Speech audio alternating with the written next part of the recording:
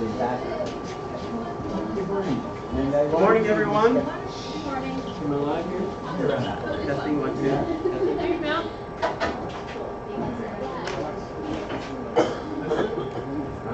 Testing? Yeah. Okay. All right. Anyone hear me yet? Not loud enough in the back? Not loud enough. Not loud enough? No. Oh, look at that Mikey come. Testing? Testing 1, 2, 3. Can you hear me now? All right. Come on. Testing. Oh, there we are. Hello. Hey, welcome to Cafe Church. All right.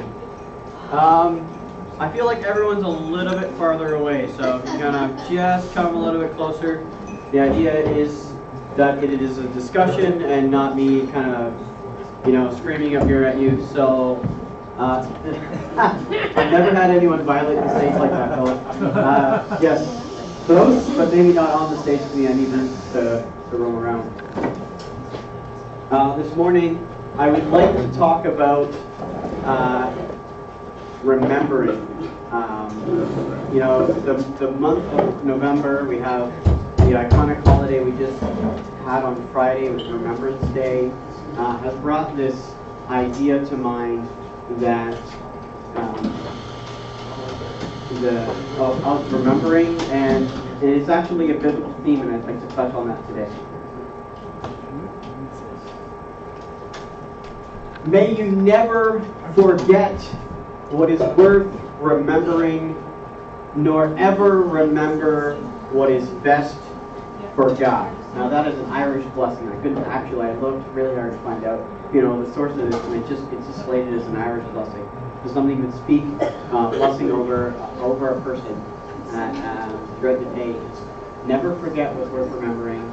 May you never remember what is best for God. I think that is a awesome piece of wisdom, and I hope that we can grasp some of that today and work with that kind of concept. So, like I said, we just had November 11th, a day set aside to remember, and it's been for 70 plus years now that we've had Armistice Day, which became our Remembrance Day, and we honor those that have gone before us, those that have fallen, those that sacrificed in the Great World Wars, the Korean War, and the wars to follow. And we honor our veterans, and we remember them.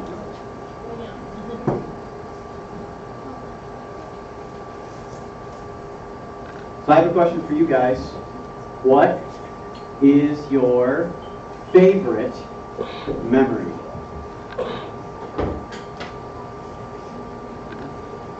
Anyone? Neil, favorite memory? Gardening. Gardening with your parents. Is there a specific time, or is it when you were young? Peter? When my whole family was together. When your whole family was together? My dad, my mom, me, my sister. Yep.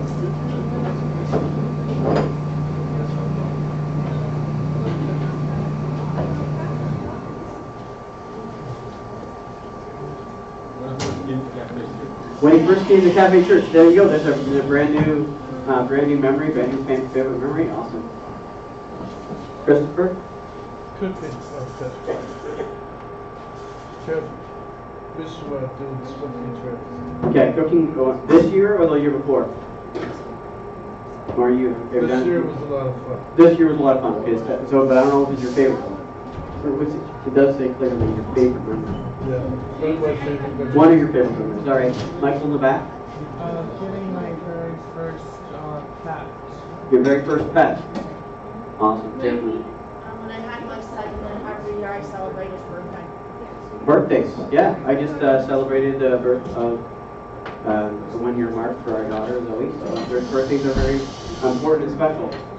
Over here, I knew there was a hand. I just don't got it yet. Polly, your birthday? Yeah. Every year it's your favorite. Every year it's your favorite memory. It gets better and better. All right. First day I choose. First day, your favorite memory is the first day you met me. Okay, what are your favorite memories? I'll take that as a compliment. All right, now the antiverse to that is, what is your least favorite memory? Michael. Watching The Exorcist on Halloween. Watching The Exorcist on Halloween. It left some scars, has it? Emotional. It was me crying at night. Chris. Going to the dentist and getting the root canal. Getting a root canal. Yes. My dad has a similar story about that. The dentist on his chest, pulling and yanking to get his tooth out. Alex. Every year around my house, when you see like the leaves starting to drop, but yearly. It's sad. Is your least favorite memory? Like I have some clear memories as a child of the leaves, like almost like being up by 3 goals and then just losing.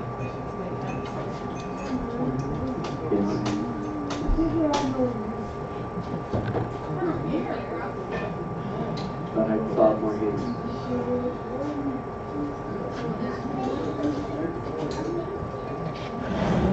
Nadine, you have a least favorite memory? Yes. When I was locked in the washroom. I have one. Because this is being recorded, I'm not going to ask for more information. It's already been recorded last week. Okay, there you go. I'll have to watch last week's sermon. I missed that. Oh, Peter. My least favorite memory had to be when I moved to Belleville. Moving to Belleville. I have one. Oh, Okay, my least favorite is being homeless, but my favorite memory is when I finally got my apartment. okay. That was So awesome. the antithesis of homelessness and the despair, and then having a place to call your own, and that joy and that memory. All right, this is really good. Okay, so I have another question, and anyone that I think everyone should be able to give me at least one example where you've had a different memory of the same event as someone else. I have a sibling. I have 2 siblings actually. Older sister, younger brother. Me and my younger brother constantly had arguments, and we would remember events differently. Like I would blame him. Like it was totally your fault. This happened. That was your fault. He was like, no, that was you. I remember that being you. And I'm like, no, this is not the case.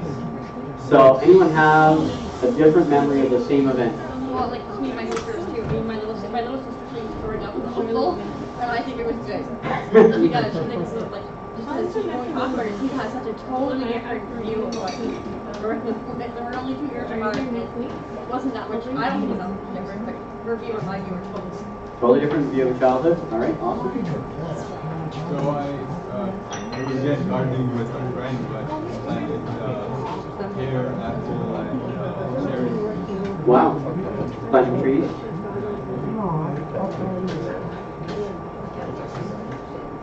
Michael?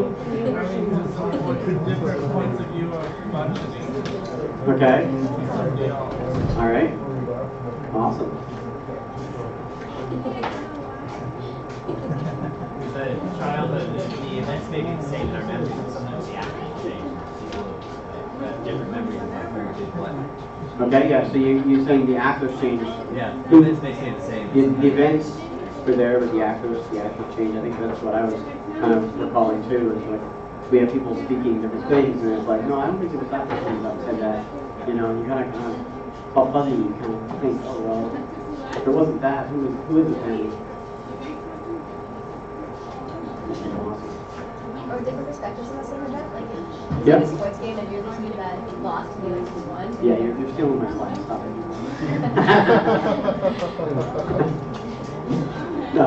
I'm just kidding. So I have that that kind of I'll speak to that in a second. Men and women have different memories of the same event. I'm married. For anyone who's married or been in a relationship, there's often a difference between how men remember an event and women remember the same event. And this fellow here, Mark Gungor, speaks to that so hilariously, and I'll just play the clip. Now, women's brains are very, very different from men's brains. Women's brains are made up of a big ball of wire. And everything is connected to everything. The money's connected to the car's connected to your job, and your kids are connected to your mother, and everything's connected to everything. It's like...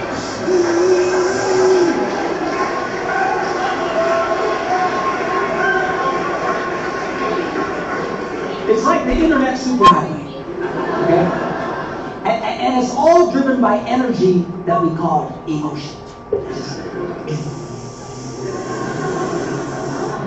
It's one of the reasons why women tend to remember everything.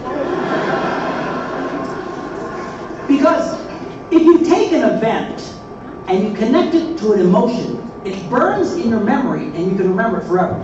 The same thing happens for men. It just doesn't happen very often because, quite frankly, we don't care.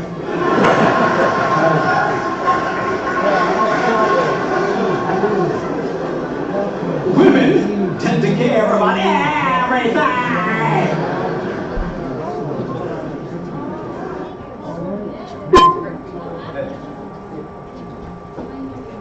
Just a little bit of humor this morning. So yes, as he clearly points out, there's a disparity in how people remember the same event. He goes on, the whole video is actually about 4 hours long. He's talking about men's and women's brains. It's excellent content. It's all on YouTube, it's all free, so if you have access to it, check it out. It's excellent marriage, relationship content as well. So I think it's applicable to most of us. A little plug for him.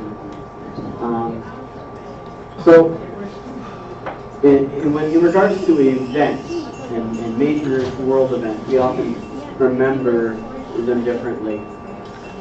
You know, the first one, Steve's already talked about this a couple weeks ago. You know, 9/11.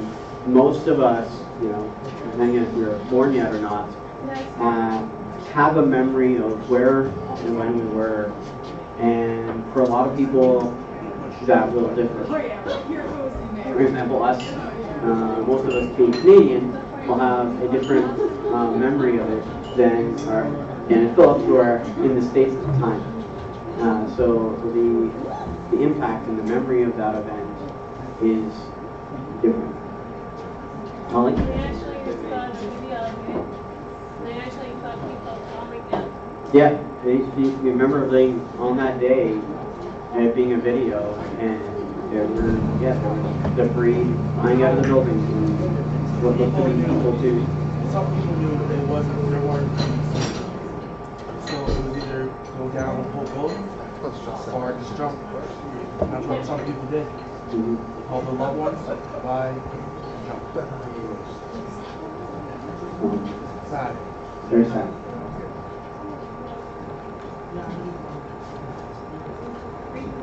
I've already mentioned Remembrance Day and the poppy. And the poppy evokes a response or a memory from us differently depending on who we are, how old we are. If we have ourselves lived through or experienced a war or a world war, some of us are old enough to remember, and if we've had loved ones that have been involved in war, especially the world wars. I had a grandfather who served, my brother currently serves in the military. So the poppy and Remembrance Day means something different to me. For example, the antithesis to that would be if you are a pacifist and you think war is atrocious and should never be fought. The idea of Remembrance Day will have a significant different impact on you? Just out of curiosity, does anyone here serve or have a family member that served in a World War or a war of some sort? Pretty good representation. I serve the Christ. Awesome. That is a world war. It's a global campaign. For example, and Alexa stole my example here. If you are a Cleveland Indians fan, you know our beloved Blue Jays and Cleveland Indians went up against each other, and you know we have a different memory or response to the events that transpired. And they played, you know, the Chicago Cubs. Now, does that mean that the Cleveland Indians, does that mean that the whole team is all natives? Pretty sure. Yeah. I'm just checking. It should have been a requirement. I'm just wondering. I think they're all natives of Colombia or Ecuador or somewhere in South America, to be quite frank, if where we get most of our ball players.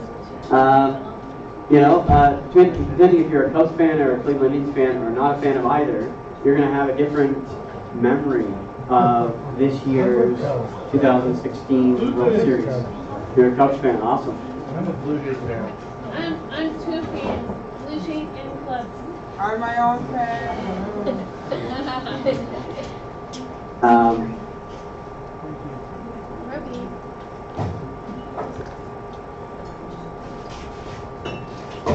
You know, and this last 18 months has been a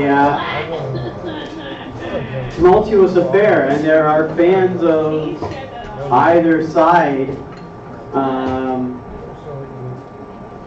that will have a different recollection of Tuesday and the events that transpired. I would not vote for none of them. And so, you know, this is the thing. We have differing opinions. We have differing lives.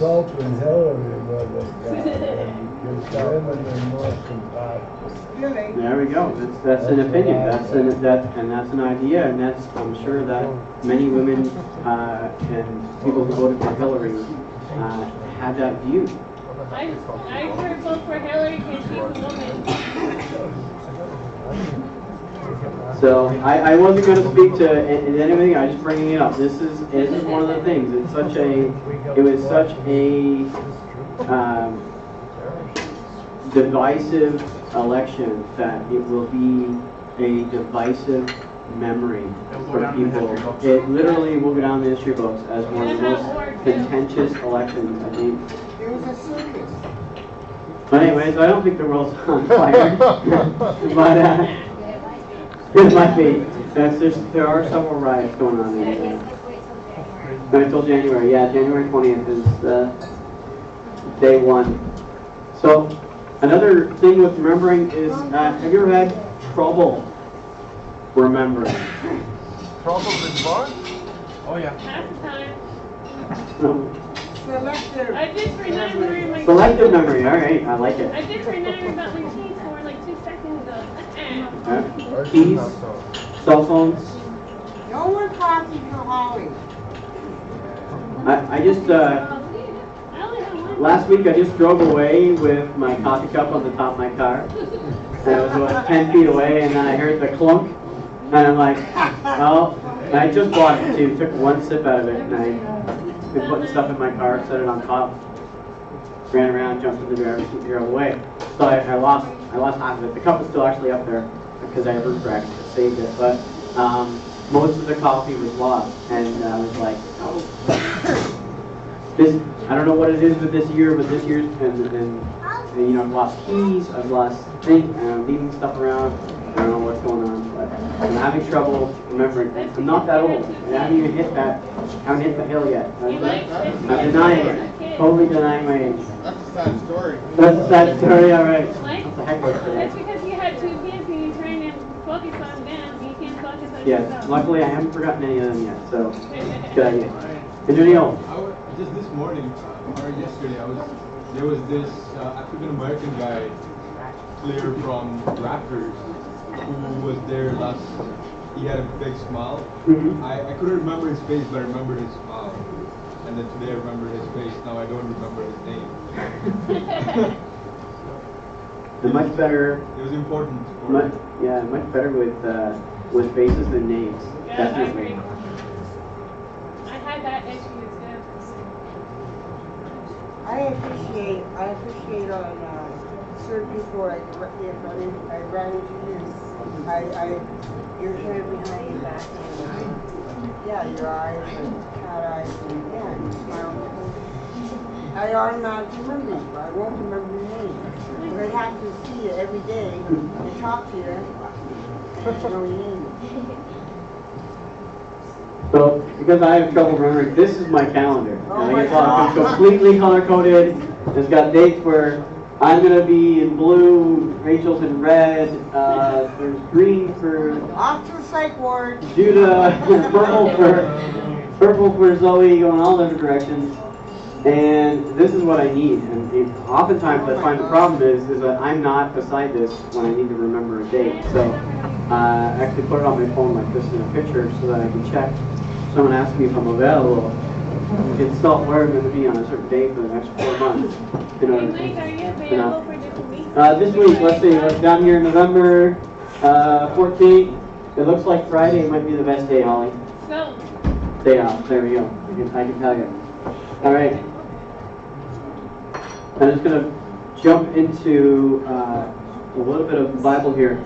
Leviticus 23.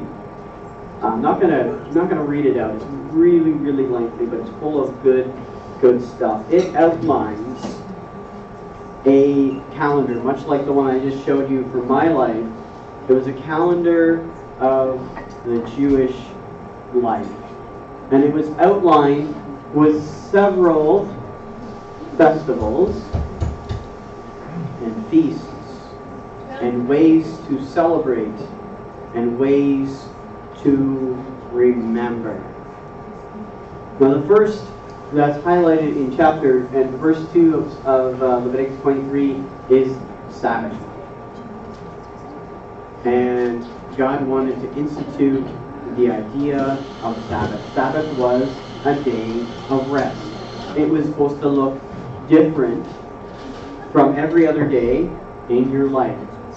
If you worked, Monday to Friday, then you had, there in the Jewish calendar, it's Friday evening to Saturday evening was a time of rest. And it was a time to stop and reflect and remember. It was to remember that God was creator, and on the seventh day he rested from creation. In the spring, and this will all make sense with the next slide I show you, so I'm just going to go through these here. We have Passover. Passover was a time to remember the Israelites' stay in Egypt and the 10 plagues. One of them was the killing of the firstborn child, and the angel passed over the Israelites that had blood on the doorposts. They were spared. They sacrificed a lamb, and they put the blood symbolically on the door, and the angel passed over, and the people of Israel were spared. And it marked the last of the punishments on Egypt that forced Pharaoh to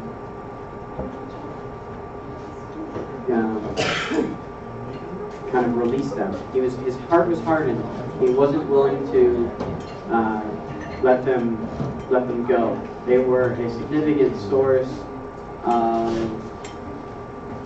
it wasn't income, but they had value because they were slaves, and they had value to him, and he wasn't willing to let them go. The Festival of Weeks was established in Leviticus. This is significantly tied to the harvest season. This is the kind of the first harvest of the year. They would come and they would have a festival and they would give of their harvest to the Lord and remember Him as in the providence. So the term is Shavuot or Shavut in Hebrew, and they would celebrate this. In the fall, we have the Feast of Tabernacles, often called the Feast of Booths, and it's called Sukkot. And it would have another aspect of a fall harvest and the fruits from the fall harvest being incorporated, fruits from the vine, grains, again, in the form of bread and offerings. And they would offer them to God, and they would also eat and together and celebrate what God has done. In the winter, you have Hanukkah. Hanukkah is a historical event before Christ, the Maccabean revolt, and how the Jews were spared.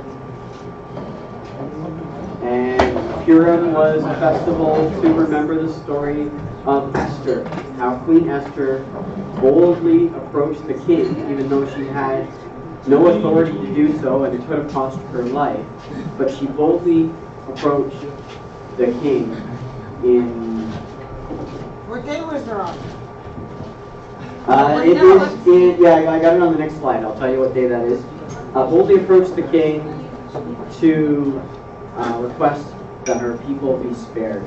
There was a law that was kind of sneakily being wedged in, and it would have meant that the Jews would have been killed for their beliefs. So this is a calendar. I don't know if anyone can see that really well. All of the little dots on the outside here are Sabbath days.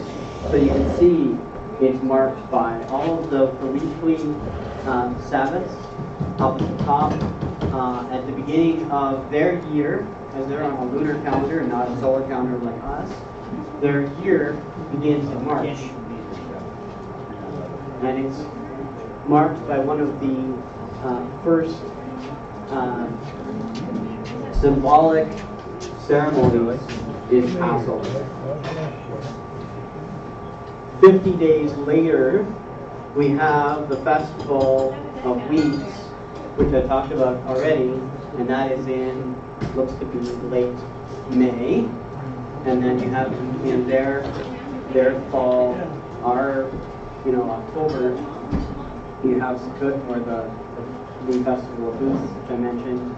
And then in the latter half, we're moving into now, we're here in November, they have upcoming Hanukkah here in December and Purim in the last. It looks to be between February and March.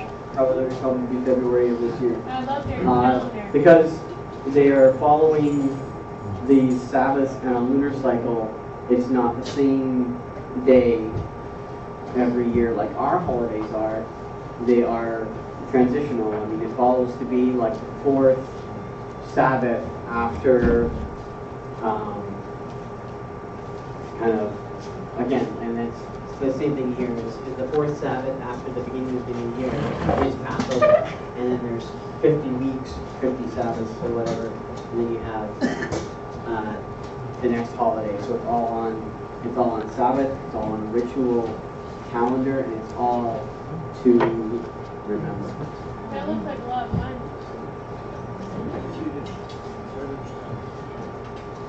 Now in the New Testament, most of these ceremonies were actually continued.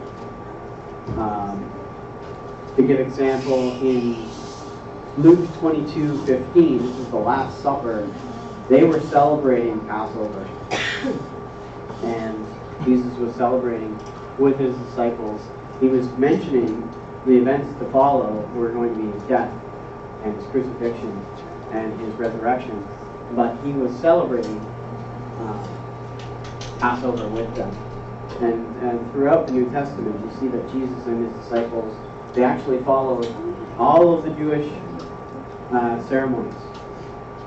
And in Pentecost, the word actually means 50.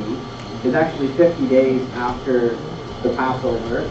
And so when Jesus died in Gethsemane after Passover, you know, he was raised 3 days later, and then he spent about 40 days walking around, visiting with people, talking with people in his resurrected body before ascending. And then there was a period of about 10 days. The disciples had to wait, and they were waiting in the upper room, and it says they had gathered. And the reason they had gathered was for the festival weeks that I mentioned. So they had gathered to celebrate the festival of weeks, and at that gathering, they had an indwelling of the Holy Spirit, which we refer to now as Pentecost. But actually, just happened 50 days, and that basically happened corresponding with the festival of weeks at the same time. And they continued to gather regularly. In Acts 20, verse 7, it says they gathered on the first of the week. What's the week? Their week would essentially start. The end of their week would be Sabbath, so it would start on a Sunday would be the first day of their week. I thought Sabbath was a Saturday. Yeah, the Sabbath would be Saturday. I don't know if Sabbath is the first day of the week or not. Was it Saturday or Sunday? I think they would meet. I think they would meet after Sabbath. They might have met on Sabbath, but I think they would meet after Sabbath because they were sharing food and stuff. And I think that they weren't really allowed to cook food on Sabbath, so I'm sure they met after that. One good point against this, one thing to remember, number one, remember the Sabbath is the Lord.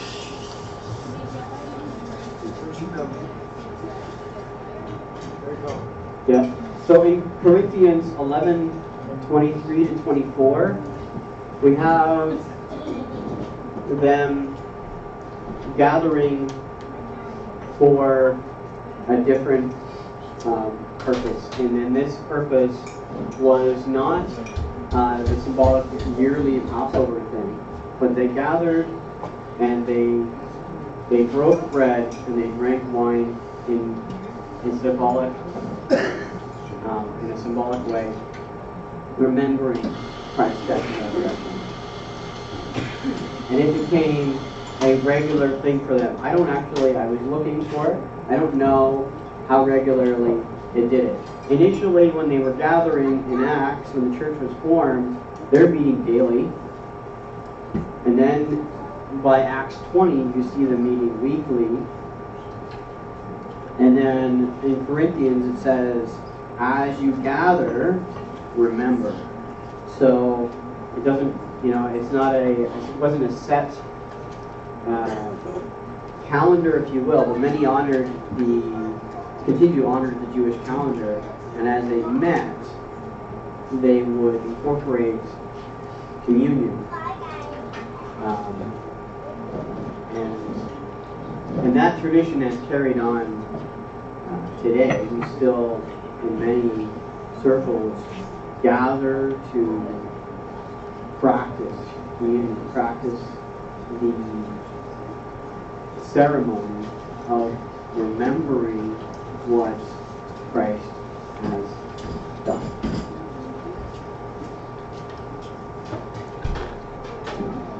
Now, forgive me for the movie reference, but I wanted to translate this into a practical realm for us. Because many of us, don't read your Hebrew. Many of us, the Hebrew calendar is not going to make sense to us, although it is rich with meaning. It's pretty much outlined in Leviticus 23 if you want to check it out. And all of the events that they remember regularly throughout the year point to God and point to Christ and point to His work, having the work that He's done and the work that He will do. Some of the ceremonies, especially later in the year, are symbolic of a future event, a future work that Christ is going to do, and the hope that they have in God and what that God's going to do. So there's atonement, and then there's victory, and then there's what happens after victory. What's yet to come. There's a symbolic remembering that hope is in God and not in our circumstances today. So I want to work with us in kind of getting what we can do in creating our walk, or often the Christian journey is referred to as a walk. It is something that is progressive. Yeah, when you start with the acceptance that Jesus is Christ, and Lord and Savior, and that you are a sinful person and in need of a Savior, you start on that journey. And some of us in this room are a few steps along in the journey. Some of us, are years into the journey.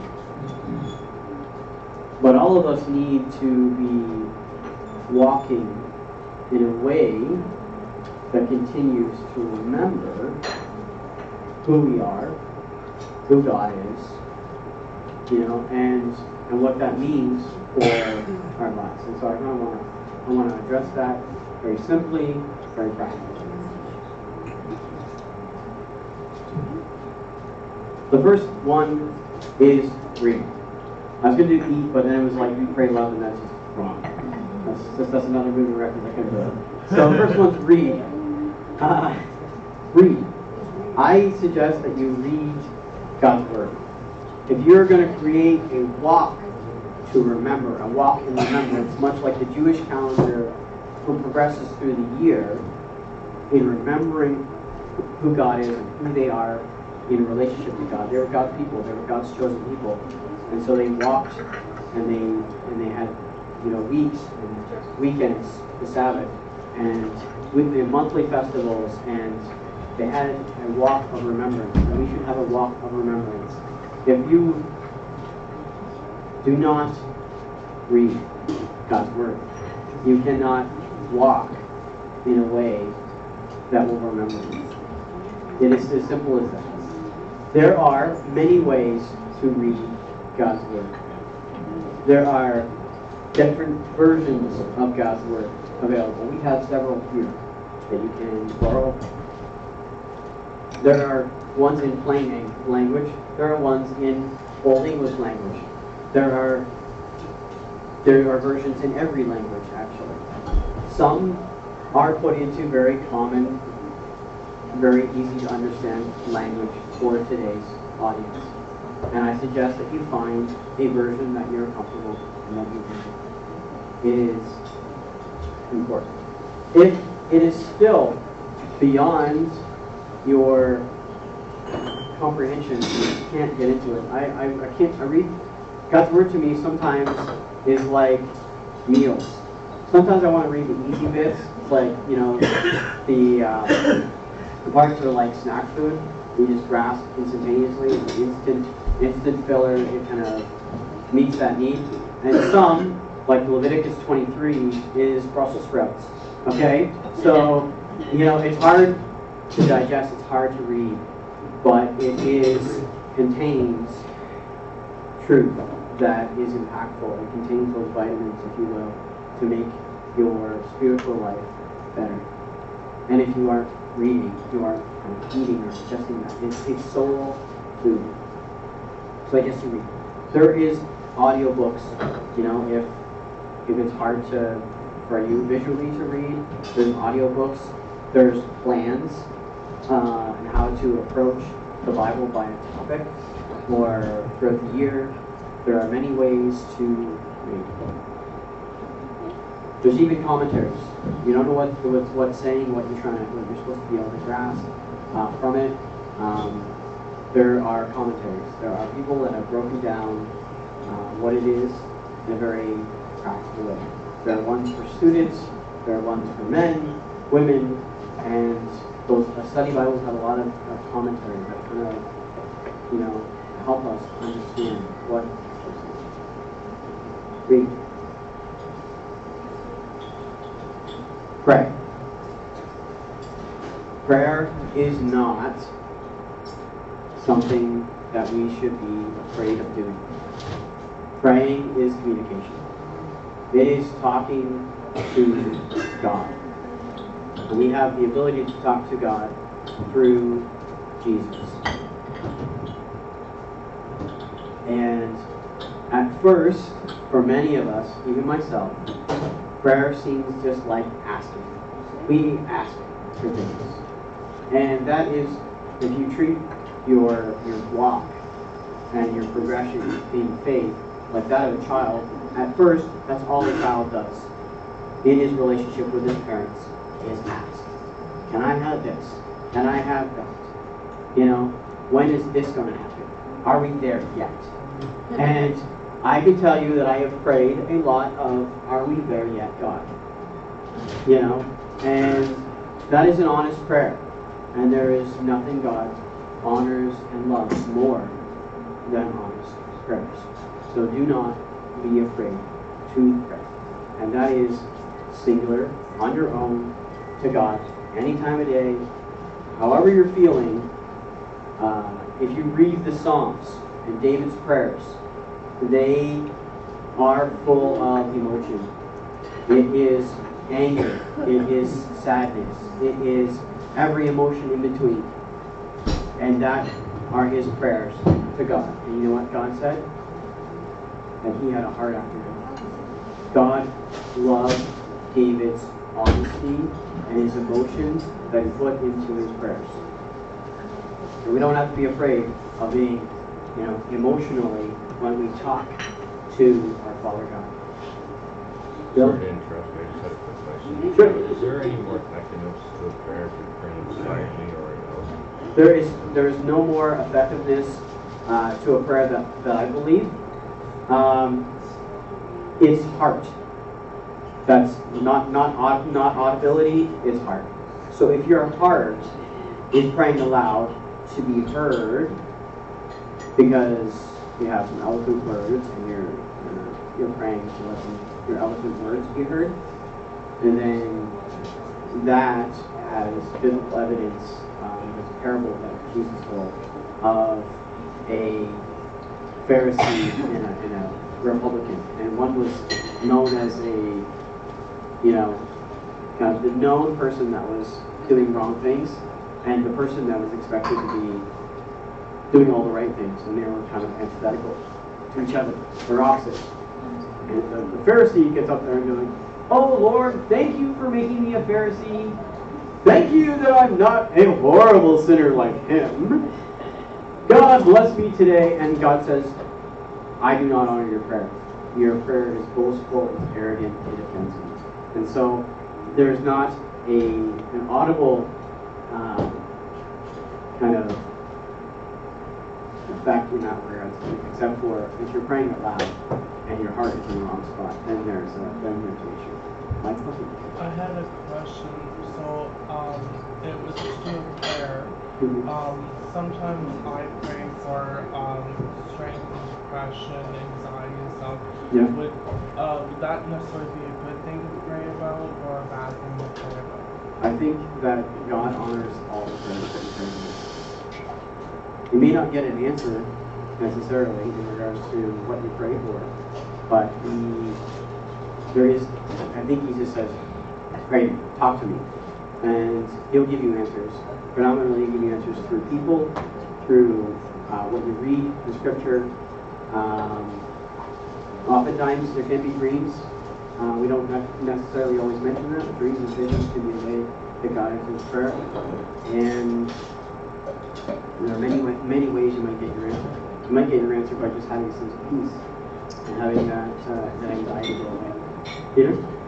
What I was told by another pastor is that God says either yes, no, or maybe. Those are typically the kind of the three responses. Yeah. I think it's the acceptance of yourself, whatever you like, and give him that. That's he gave you love. And you give him back that love and everything. You have peace of mind. Thank you. Love. Now I've already gone through this summer a series on love and how we are to love others, we're to love ourselves, and we're to be loving. And I ask, continue to challenge you that we need to continue to be people of love, especially when we're on opposite sides of that issue with remembering that I mentioned earlier, politically, sports teams, siblings, men and women, we remember things differently. We may have our different opinions on things. We need to be loving in all. I think the hippies had the right idea. I'm not sure about that. But I got 5 minutes left and I want to continue carrying on here. Share. There are things that we need to share. First of all, I love the aspect on Cafe Church that we're starting with men's and women's groups. And the purpose of those men's and women's groups is mentoring. Because mentoring is sharing. It's sharing our lives with people and in some forms an intimate and accountable way. Because we cannot live a walk remembering who we are and who God is in a vacuum. We can't do it by ourselves. We will forget. We will be distracted. We will be driven off course by the storms of life. We need to be sharing that experience. We need to be sharing the message of what God is doing in our lives. I talked about being a witness. To be sharing the good news that we have. I think we also need to be sharing together in a resource way. I think of an example that Vicki has got us bringing blessing bags and sharing. Because although we don't all have a lot individually, collectively if you just shared some, most of us would have more. Most of us would be enriched. Soup on Sundays. Some of us, just bring in a little bit of soup that we have. And we faithfully do that. And all get fed every Sunday. It's remarkable. It's like feeding the 5,000, I swear. Because it's just a little bit of sharing. And we have a year's worth of Sundays that we have soup. We have to share in the community. It's amazing.